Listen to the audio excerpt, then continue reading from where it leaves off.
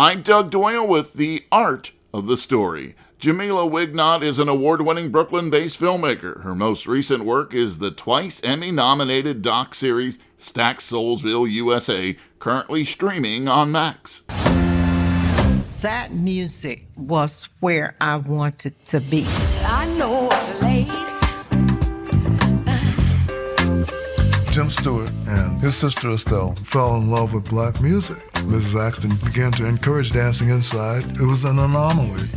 I was working out at the record shop. I got to play on some sessions. Music just brought us together on a real level. There was a feeling, a permission for that magic to happen. Nobody knew what was happening inside of those doors. I'll take you there. If there were blacks and whites making the music together, that could have been a problem. Ain't nobody worried.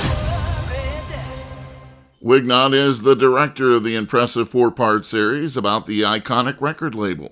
As you were putting this series together, did you have a sense that it was going to be this successful? That I think there was buzz about this for a while, that this could win an Emmy.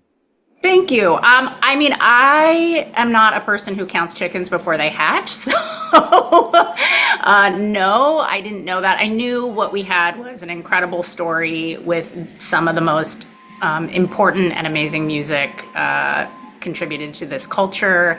And if we did our jobs right, I thought we would have, a fighting chance of having the series recognized as it has been. So just grateful and excited. These arms are mine. They are lonely.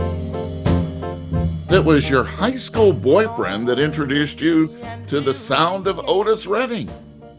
That's right. Back in the day when I didn't even have a CD player, he would make me these lovely mixtapes of various Otis Redding songs. His mom had been a huge fan, and I just fell in love with that voice and the wisdom that came out of it, and organic beauty and just celebration of love and life, and a great storyteller through song, Otis Redding was.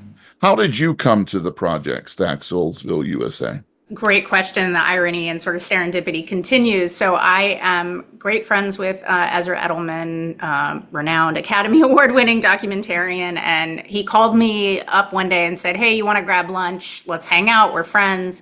So no lie, I got my Spotify on, put my earbuds in, started listening to Otis Redding, and walked to the restaurant we were going to meet at because we're both Brooklynites.